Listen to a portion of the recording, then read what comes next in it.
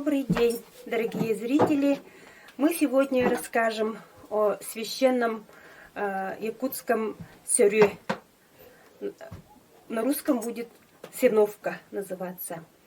Об этом с исторической стороны расскажет научный сотрудник Якутского музея имени Емельяна Ярославского Татьяна Старостина. Татьяна, расскажите, пожалуйста, вот у якуты, вот откуда пришло вот историю нашего сёрё? Вообще, по традиции, по материальной культуре у многих северных народов, не северных, а народов Сибири распространено использование именно конского волоса.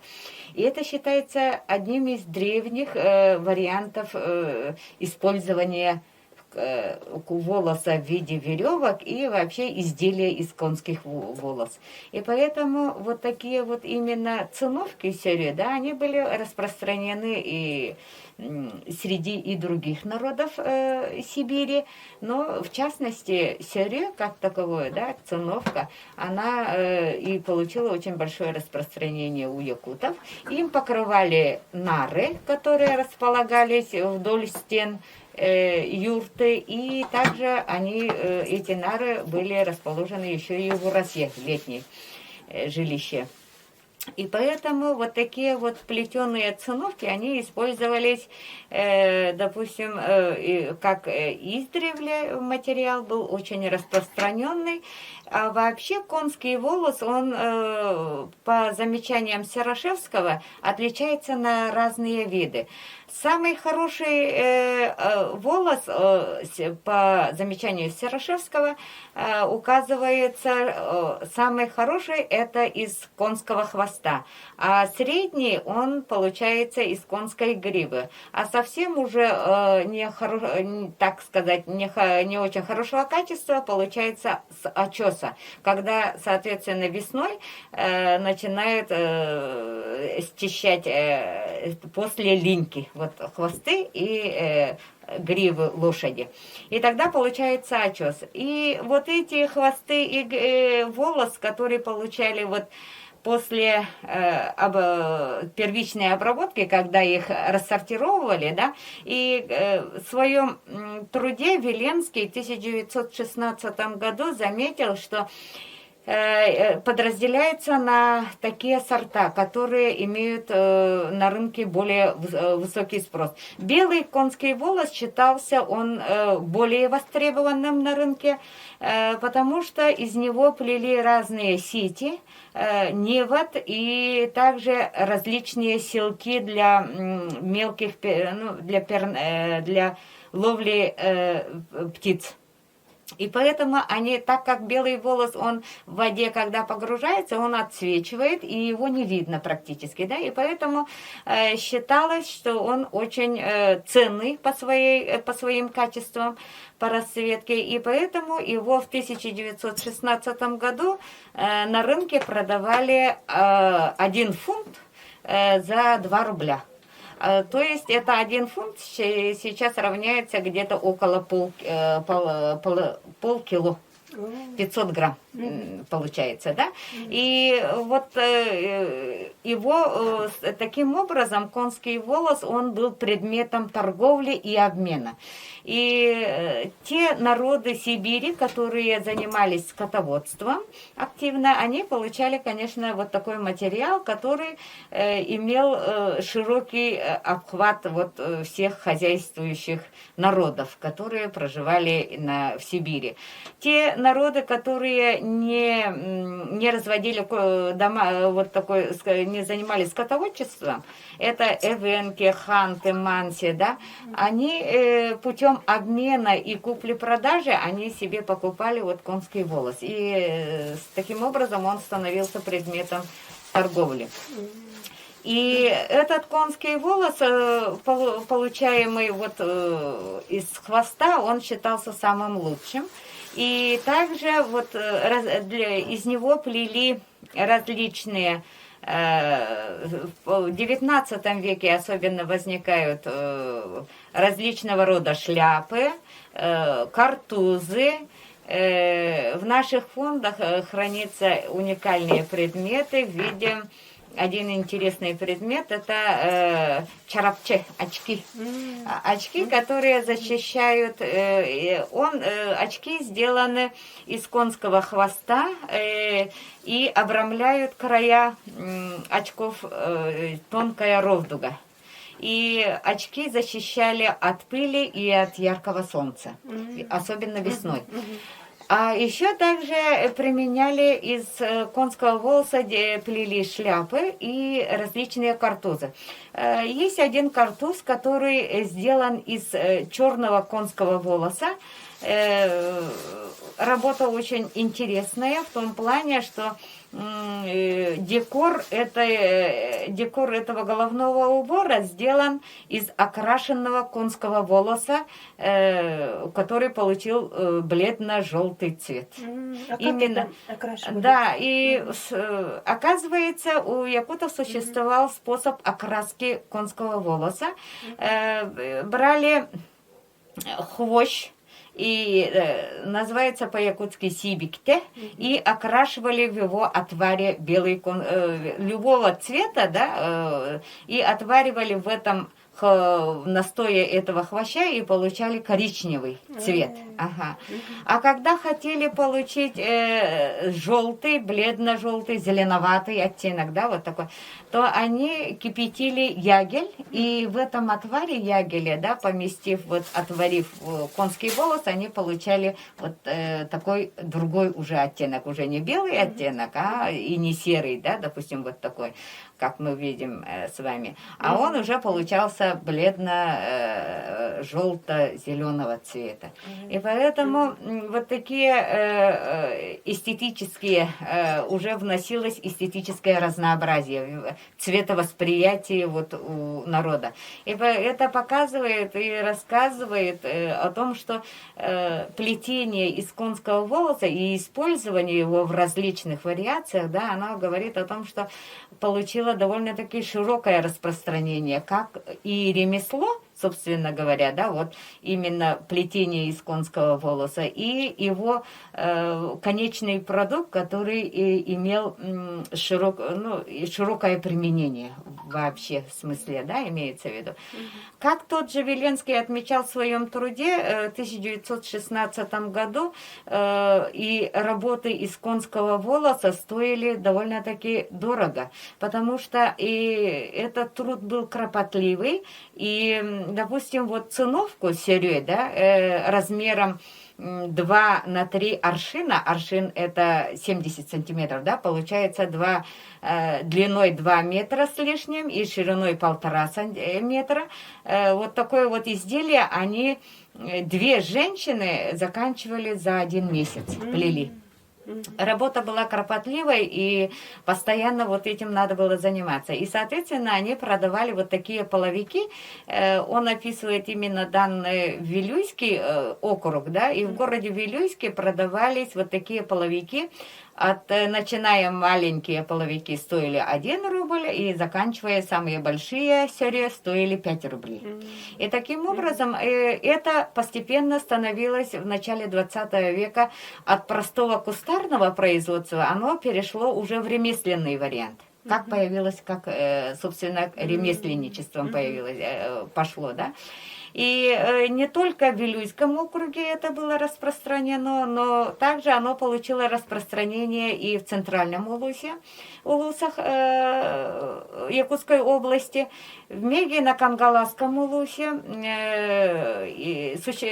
по его, опять же, по заметкам Веленского, жила семья, состоящая из 6 человек, семья Посельских, второго меджахсинского наследия, да, которая занималась именно вот производством циновок, серье и неводов и тому прочего. Именно из конского волоса. Они всей семьей заготавливали, обрабатывали, сшивали, и получалось, что они именно превратили этот вид деятельности в ремесло, которая, ну, в принципе, сохраняется и сейчас. Есть и сейчас ремесленники, которые именно сохраняются и продолжают традиции того, именно что было раньше у предков. И поэтому это одно из древнейших ремесел, плетение из конского волоса, оно было распространено у всех скотоводческих народов Сибири. Не только у якутов.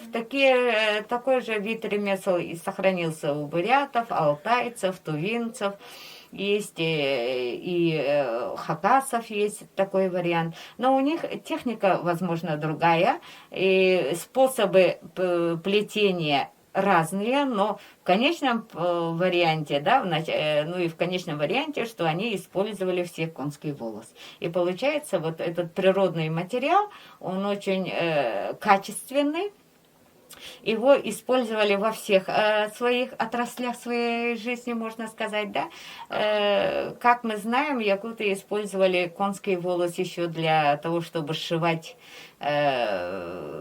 детали из предметов из бересты, но надо заметить, что в захоронениях его встречается очень мало. Собственно говоря, предметов из конского волоса в захоронении не бывает. Если, допустим, бывает очень много у нас сохранилось в наших фондах, есть недоуздки, специально сделанные из конского волоса, есть недоуздки для жеребят отдельно, есть для взрослой лошади есть, для коня есть. А вот именно в погребальном обряде его не использовали. Использовали только кожаные, находят в археологических раскопках, да. Видимо, это объясняется тем, что так как материал, он природный, и он через определенное время он становится очень таки хрупким. И поэтому, когда находят в сопроводительных инвентарях, археологических раскопках, находят берестяные туеса, то они, как правило, бывают уже развалившиеся. Практически вот конский волос, он не сохраняется в течение времени. Если береста хорошо сохраняется, да, то конский волос, он исчезает. И поэтому, видимо, зная вот такие особенности конского волоса, допустим, в раскопочных материалах, то, что было найдено и нашими сотрудниками, и вообще археологами Якутии, да, их материалах нигде не прослеживается, что именно вот такой вариант цере могло быть использовано, или бото, допустим, да, бото это подседельник, который плели из конского волоса, и также к нему использовали сюм. Сюм – это тюркское слово. Сюм означает шерсть. С переводе вообще с тюркского слова, основа тюркская, и означает шерсть. И вот эта шерсть они сюм получали во время линяния коровы, из шерсти коровы, собственно говоря. И из него же делали нити длинные, и с примесью из конских волос они делали вот такой коврик бото, который клали на спину лошади, а потом после него уже седло. Вот такие вот, хотя были найдены погребения с лошадью, вот таких вот ковриков бото из конского волоса и не было найдено.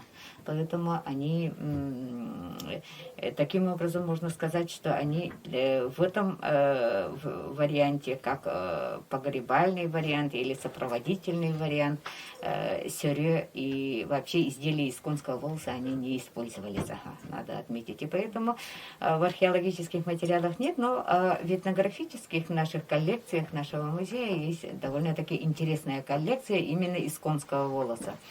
И также шили чепраки. У нас сохранился очень уникальный один предмет, сплетенный из конского волоса. Очень хорошие работы. И также есть оригинальные цепочки для часов. В начале 20 века, когда в моду вошли часы которые нужно носить на цепочках, якутские мастера придумали цепочку из конского волоса. Очень тонкая, ювелирная, можно сказать, работа. И вот такие цепочки для часов сохранились в нашем музее. Ну, и можно сейчас с уверенностью сказать, что конский волос был очень широко применим во всех разных своих жизни человека, да, в частности якутов. Да, вот как мы знаем, конский волос имеет сакральное значение, и Да. те, кто вот занимались этим все время, да, вот очень много знали именно об сакральном значении. Вот можно об этом рассказать? Ну, сакральное значение сёрё и вообще конского волоса основывается на том, что якуты считают Джагай Аита одним из верховных покровителей, которые покровительствуют и скотоводству, и вообще и человеку. Поэтому для них это имело, конечно, огромное значение, потому что вот конь является и он и на нем едет, его использует и шерсть, и гриву, и хвост, и в конце концов и мы кушаем. Мясо потребляем. И поэтому он значим, конь значим во всех ипостасях в жизни якута. Он окружает его всю жизнь, и поэтому он считается сакральным, конечно, животным. И не зря же якуты поклоняются этому животному именно к Джагаю, Кюнджагай. Вордах Кунджагай, да? И поэтому вот циновки сёрё, они имеют определенную размер и определенную ритмичность рапорту зорта. В нем должны сочетаться и тангалой огор, который традиционен, да, вот как мы видим в данном предмете. Тангалой огор, он один из древнейших узоров, которые существуют. И чередование вот этих полос, они имеют свое сочетание тоже. Оно не просто так взято и сделано. Светосочетание и старинных сёрё вот такое же: серое, белое, черное. Как, собственно, и цветовосприятие, и мировосприятие человека. Когда в равноденствии, в равной силе должно быть и черная сторона жизни, и белая сторона жизни. И тогда получается, человек получается и здоровым, собственно говоря, и жизнь у него считается удачной, когда эти две силы, противоборствующие силы, они в равной степени. И поэтому вот в узоре вот таких сёрё тоже это прослеживается, вот это понятие дуалистичности, мировосприятия якутов. Спасибо большое, мы очень много узнали. И я надеюсь, у зрителей четкое представление об истории и о сакральном значении сёрё. Вот, четкое представление у зрителей уже есть. Поэтому, если будут вопросы по нашей дискуссии, мы просим вас написать в директ Инстаграма. Спасибо большое. Дорогие зрители, а мы сейчас расскажем, как делается циновка. Об этом расскажет Анна Николаевна Петрова. Анна Николаевна, расскажите, пожалуйста, вот очень трудоемкая работа, вот эта циновка, как она делается? Циновка по-якутски сёрё. Это покрывало, которое ложили на нары и которое было очень ценным для быта наших предков, да? Но, конечно же, хотелось бы отметить, что лошадь является для народа Саха священным животным. Она и кормит, она и одевает, и она же помогает в труде. И если брать конский волос, конечно же, брали гриву, использовали гриву, хвост. И как уже, так же, как и все животные, каждой весной линяют. И внутренняя шерстка, которая, она тоже используется. Очень легко вот из такого вот экологического природного материала сделать простую веревку. Вот так вот, мы крутим. Вот таким вот образом. Вот. А вот в древности, например, мы сейчас видим, тут стоит станок, да, Анна Николаевна покажет. Это вот все делалось вручную, а когда у женщины есть нитка, то, конечно же, из этой нитки можно сплести любое изделие, да? Да, ну, Вот. вот это станок. Сейчас вот у нас в данное время, да, применяют вот такие вот станки. Это вот, чтобы сделать сырье, циновку, используют вот такое вот приспособление, которое также вот такими штырями прикрепляется. И после того, как мы сделаем нити, сети называется, да, сети, вот такие вот нитки. Идет, значит, основная, вот такие вот нити, и потом уже как циновка она вплетается и образуется вот такое вот изделие. Но я бы хотела отметить, в чем ценность циновки именно народов Саха. Эта циновка, она мало того, что имеет свои какие-то магические свойства, она лечебные имеет свойства. Потому что люди, когда лежат вот на этой циновке, мало того, что они получают массаж, они еще, ну вот, особенно кто сильно болеет, да, вот после инсульта, у них начинаются проявляться пролежни на спине. А люди, которые лежат на циновке, 100% этих пролежней уже никто не замечал. Вот поэтому вот такое вот лечебное свойство. Оно имеет очень хорошее, конечно, ценное. Поэтому наши предки использовали это вот как именно Лечебное действие, с лечебным действием, да? Вот такие вот сети длинные изготавливаются. Вот так вот, из любого можно сделать, да? И если взять... Так, что еще можно? Если есть у нас нить любая вот так вот, да, уже каждая женщина, она может и связать, и крючком, и спицами, любое изделие, да. Вот такие вот мы делаем заготовки, и потом уже можно будет плести любое изделие. Вот такие вот у нас заготовочки идут. Вот мы делаем вот такие вот сети. Разной толщины. Бывают и тонкие, и потолще бывают, в зависимости от того, какое сырье мы будем изготовлять, да? Так. А как долго делается? Это, конечно же, трудоемкая работа.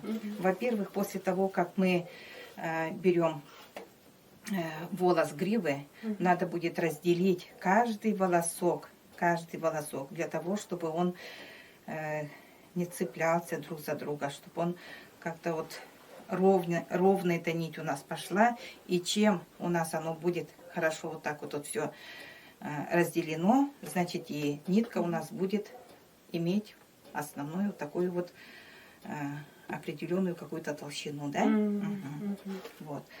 Поэтому я еще хотела бы показать вот, кроме этого, вот даже спицами мы можем вот такое вот сырье связать тоже разные, используя разные цвета. Можно конского жилеты, волоса, да. одежды. Да. Так, ну вот таких вот у нас очень много. Вот это вот так вот мы весь материал заранее заготавливаем, все это собираем. Вот.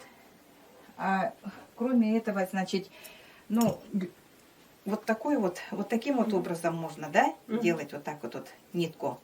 А в древности, конечно, наши предки, да, они вот эти вот нитки скатывали на коленях. Да. Ага, вот так вот на коленях. Мы тоже вот так вот делаем. Это, конечно же, наше народное, это передается нам все, Мгм, все вот эти мгм. вот знания, да, и поэтому очень хорошо оно скручивается вот так вот. Мгм. Ну, в данное время у нас вот такие вот есть тоже приспособления. Мгм. Вот, если Можно мы, там. да, Мгм, да, да, да, мгм. вот так вот, если возьмем, вот таким вот образом, да, вот даже вот так вот, если взять, М, то она вот так Мгм. вот скручивается. мгм, Потом мы вот так вот мгм. берем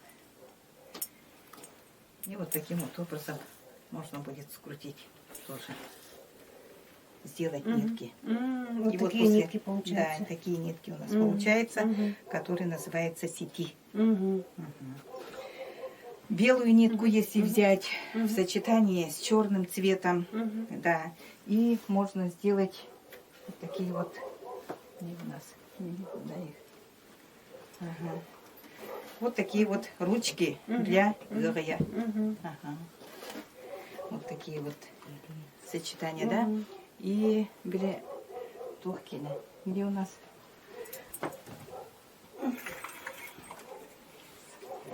Это на серьге. Салама. Солома называется. Мгм, мгм. Мы можем украшать это березки, можем украшать наше тоже для коновязи серьги. Мгм. Мгм. Здесь тоже идет черное и белое сочетание волос, конских Священное волос. Мгм. имеет значение. Имеет это все, конечно же, имеет Мгм. какое-то значение Мгм. определенное. Мгм. Вот. Конский волос, конечно же, используется во многих изделиях. Если даже взять вот эти вот гыря, да, Мгм. то вот этот рисунок, он имеет свое значение. Это не просто так делается, да. Так же, как и шов, тоже что-то обозначает. Также и у народа саха каждый рисунок имеет свое определенное значение, да. Вот если посмотреть сюда, вот такие вот панно, если сделать, да, вроде бы это у нас называется тоже сакральный знак, это идет как крест, но это не простой крест, это без карахтах караскало ютаген. Мгм. Как Вот. оберег. Это как оберег идет, но если о нем говорить, он вроде бы простой, а на самом деле вот этот вот четырехугольник, он показывает самую высшую точку, это летнее солнцестояние. Вот. Вот эти вот два, весеннее солнцестояние и осеннее, да, равноденствие. А это вот зимнее, самый короткий день, когда у нас идет. Это вот рисунок у нас идет как якутский календарь. Вот. Отдельно есть, когда по месяцам, по дням, вот так вот это идет. И обрамленное тоже конским волосом. Очень интересно. О нем, конечно, можно рассказывать очень много, целая лекция, Мгм. может быть, да? Так. И кроме этого, значит, применение конского волоса, если взять, вот он, конский волос, Мгм. вот, если взять, то в данное время у нас делают очень много вещей. Вот это вот кнут для коня. Мгм. Так. Вот такие вот Камни. различные, да, камни. Мгм. Различные вот такие вот тоже как Украшения. панно, да? Мгм. Вот. И если взять, то из конского волоса Мгм. можно делать вот такие вот красивые тоже панно. Олбох называется, это как сидушки. Мгм. Очень интересно, Анна Николаевна, у вас очень много таких древних берестяных посуд.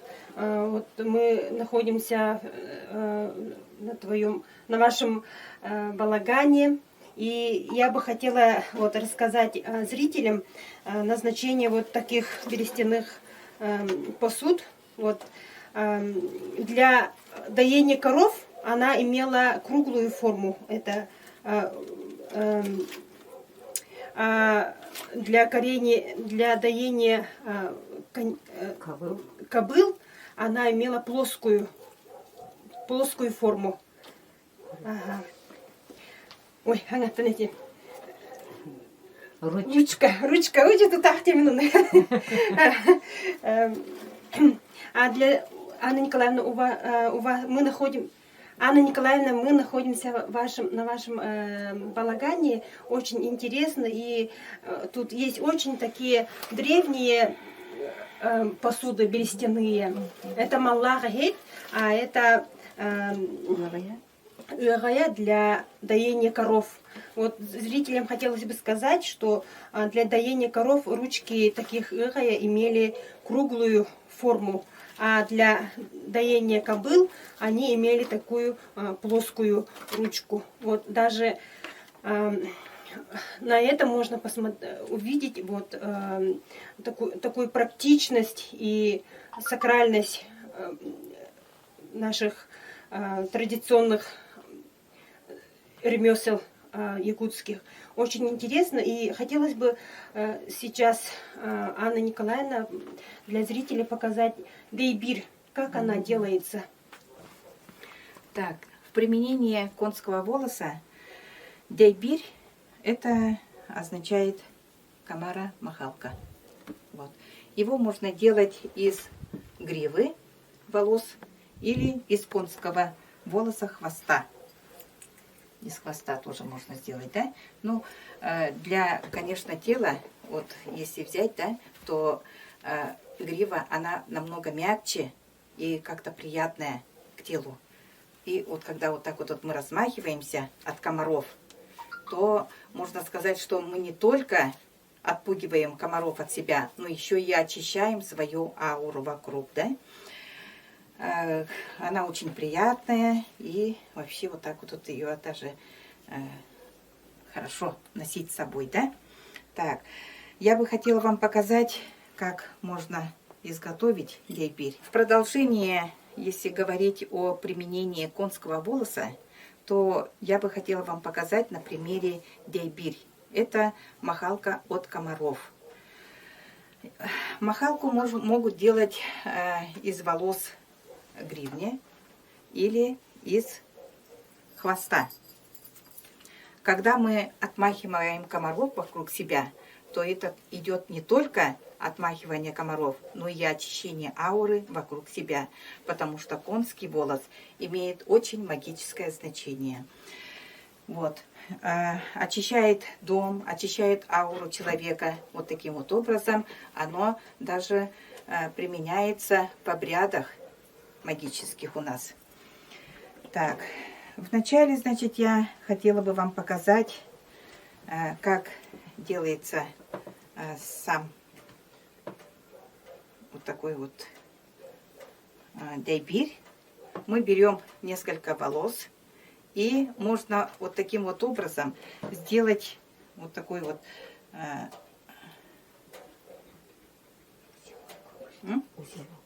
узелок, да? Ага. И причем этот узелок будет двойной. Мы его двойным вплетаем. И вот таким вот образом этот узел тоже называется, наверное, морской узел, потому что он никаким образом после этого нельзя его развязать. И вот таким вот образом мы можем вплетать потом на иголку с ниткой. И вот такой вот получаем. И потом вокруг ручки мы обвязываем вот эти вот волосы. Есть второй способ еще, чтобы сделать вот такие вот пряди. Берем какую-то часть волос, вот таким вот образом, да, и вот такой вот у нас имеется станок. Он тоже, конечно же, уже в современном, в наше время используется. Я бы хотела вам показать, как можно сделать так, чтобы этот узел потом тоже очень был крепок и не развязывался.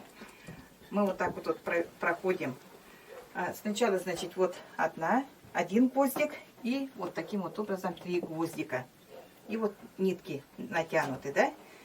Так, вот таким вот образом, значит, я первую нить, первая нить спереди, вторая сзади, третья спереди. И вот таким вот образом я иду. Потом вторая нить сверху, нижняя идет сзади, потом идет поворот и сзади, потом спереди. Вот таким вот образом я вам хотела показать. Вот здесь вот буква М получается. Буква М. И когда мы его протягиваем вот так вот в одну сторону, вот сюда вот, да? Вот так вот. Все, он больше никогда не развяжется. Он будет очень крепко держаться. Еще раз покажу. Берем несколько волосинок конских. И вот так вот, вот этот вот первый сверху, второй сзади, верхний сверху, обвязываем его. И вот так вот таким вот образом мы идем на букву М. Так, чтобы вот, если первая была сверху, то вторая будет снизу. Вот так вот. Вот таким вот образом буква М получается. И протянули сюда. Вот. Вот здесь вот даже оно само очень красивый узор получается потом. Еще раз для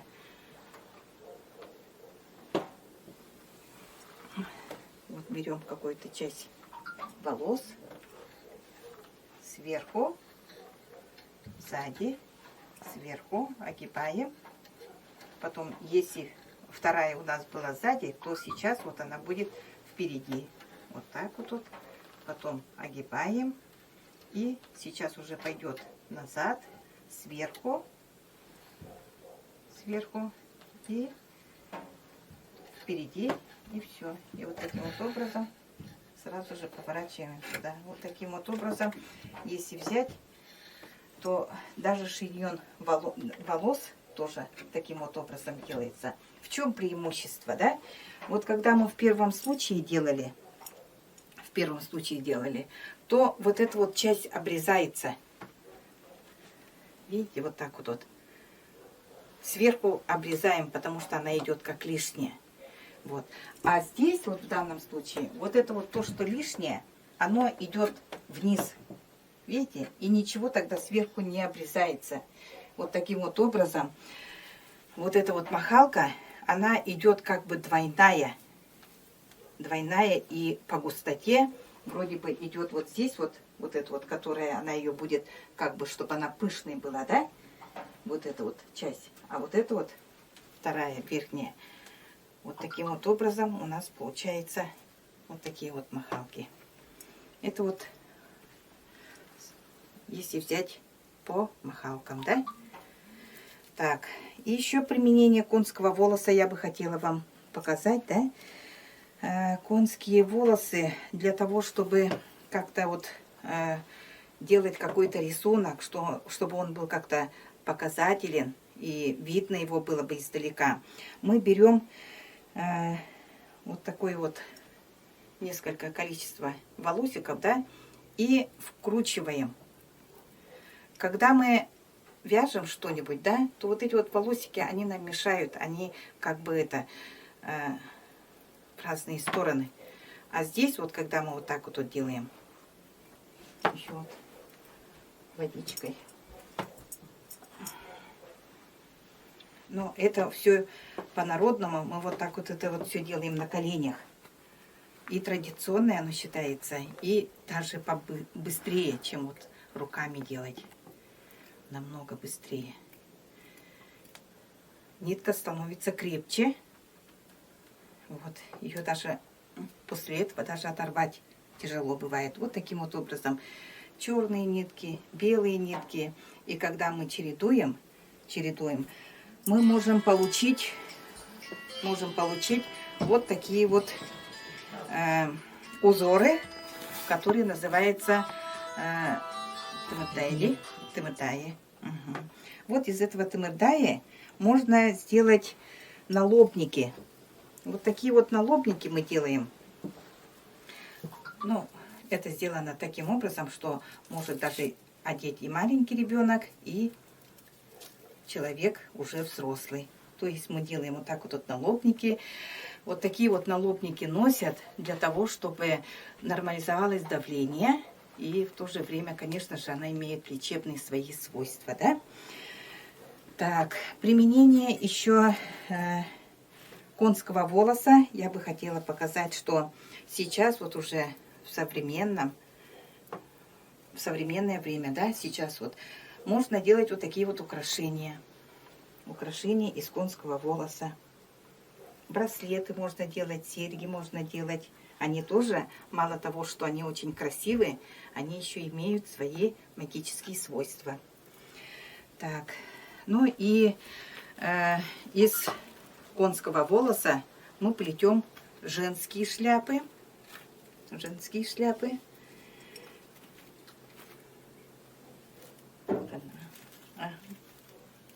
Вот таким вот образом. Угу. Разной формы они могут быть, разных цветов могут быть.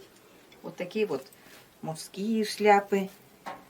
И мужские шляпы, они не просто идут как красивые, да, они еще также имеют свои магические свойства.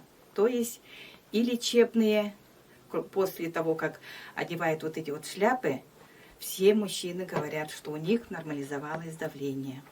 Поэтому носите их с удовольствием.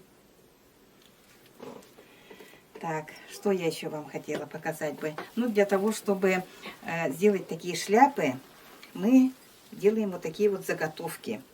На одну шляпу у нас уходит где-то около 30 метров. Вот такой вот таких вот заготовок. После того, как вот после этой заготовки мы можем уже на любой размер, или на маленький, или на побольше размер сделать любую шляпу любого размера и любого фасона. Вот. Так, что еще? Ну, наши махалки вот эти вот, да, дейбирь, мы еще, конечно же, украшаем, закрываем вот такими вот различными тоже украшениями. И есть у нас даже вот такие вот серебряные украшения. Вот сейчас вот оно, вот это вот, оно еще вот как только сделается до конца, мы ее, конечно же, украсим вот таким вот серебряной ручкой. И она будет иметь еще большее магическое значение. Вот. Это будет применяться и в обрядах. Вот такие вот у нас применения конского волоса. И, конечно же, мы очень благотворим и уважаем наше животное, народ Саха. Просто для народа Саха лошадь является священным животным. А теперь использование конского волоса в современном искусстве расскажет художник декоративно-прикладного искусства Надежда Федулова. Я по профессии художник, представитель декоративно-прикладного искусства, и в течение больше 20 лет занимаюсь гобеленами из конского волоса. Конечно, мы когда начинали, это были 90-е годы, мы, конечно, опирались на наше традиционное искусство, потому что у нас, у якутов, сами прекрасно знаете, есть народное искусство из конского волоса. Но также есть оно, оказывается, и у других северных народов, как у бурят, алтайцев и так далее. Вот мы были в Бурятии, и мы смотрели, как они работают, но в музее мы, кстати, видели только один коврик, но он был смешанной техники, он был, так как там у них больше вот этих вот баранов, да, и так далее, у них чистая шерсть. Ведь помните бурятскую тонкосуконную фабрику, да, и у них была вот конский волос был смешанный там, с шерстью. Ага. И то мы видели в самой Бурятии, в самом Улан-Удэ мы не встретили, музей мы не видели. Именно вот это изделие мы видели в Иркутской области. Так что вот интересно получается, что все-таки в какой степени у каких народов было больше развито. Но в этом отношении якуты, наверное, занимают одно из первых мест, наверное. Но я хочу сказать о чем. Что в советское время, да, конский волос почти исчез. И только с наступлением вот перестройки 90-х годов, когда начали говорить о самосознании народа и так далее, всего в то время работало две мастерицы, по-моему. Одна из них была вот бабушка Пенигина из Чурапчинского улуса. И какое счастье, на наше счастье, она возродила, можно сказать, это искусство. Она научила своих дочерей и внучку, и так далее, что это теперь это самые известные мастера. Надо сказать, что я вот когда смотрю на выставки, да, народного искусства, то все-таки район от района тоже отличается. Самые более жесткие такие, твердые такие сёрьё встречается, значит, у чурапчинцев. Но, видимо, отличается, знаете, чем? Все-таки два вида волос, да, это кыл, это жесткие волосы такие, кыл, и сёрьё это такие мягенькие. Мягенькие грива идет и жеребятин. А культура поедания жеребят у нас тоже появилась, говорят, в 60-е годы. Массово стали забивать жеребят и использовать жеребячьи хвостики как материал для изделий, видимо, так. Ну, короче, получается так, что конский волос, если вот копануть, да, то получается его надо изучать. Там есть такие нюансы, которые вот они отличаются. Каждый район может отличаться. И волосы. Вот когда я занимаюсь гобеленами из конских волос, и когда приезжали буряты к нам на национальную выставку, так они были просто очень удивлены. Потому что наши гобелены оказались пушистые. А они, оказывается, работают вот именно вот волосом кыл. Ага, и поэтому кыл, работать с волосом кыл, знаете, очень сложно. Потому что она непослушная, ведь гобелен идет сначала в одну сторону, потом она поворачивается, идет в другую сторону, да? А когда вот мягенький волос, он так плавненько уже загибается, да? А кыл это, я не знаю, это очень сложно работать.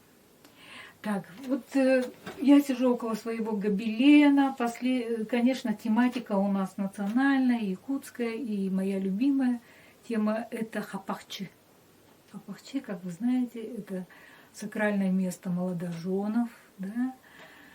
Они как-то огораживали их во время, такой молодой жизни.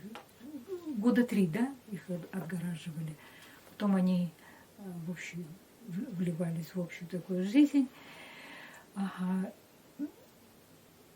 Знаете, что хапахчи делалось из бересты, и там вот такие вот сакральные рисунок, тот же самый, как бы крест, но в то же время это пятигранник. Без харахта, харсхал. Это основной мотив идет хапахчи. Ага. Вот. Ну, так как мы живем в современное время, у нас современное искусство, и мы используем только мотивы. Как бы, может быть, это немножко поверхностно, но все-таки использование только мотивов.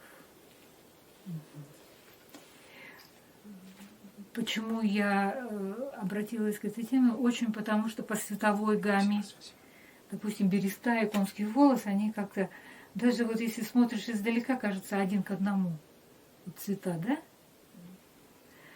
А конский волос имеет только 4 основных цвета. Это рыжий, белый, черный, серый и остальные градации.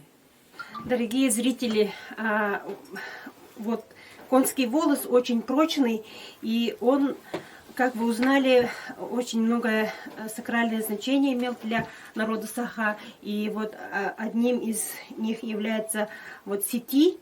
Его сети ограждали тюсюльге для проведения обряда ысыха. Оставляли открытым только восточную часть. Считалось, что в восточной части злые духи не обитают. И вот сети ограждала от проникновения злых духов во время обряда. Обряд священный, обращение к высшим божествам вот, народа Саха, вот, благословение удачной жизни и благословение для дальнейшего благополучия. Дорогие зрители, мы очень многое узнали и надеемся, что сегодняшняя передача станет полезным для вас в исследовании традиционного ремесла, верования и этнографии народа Саха. До скорой встречи!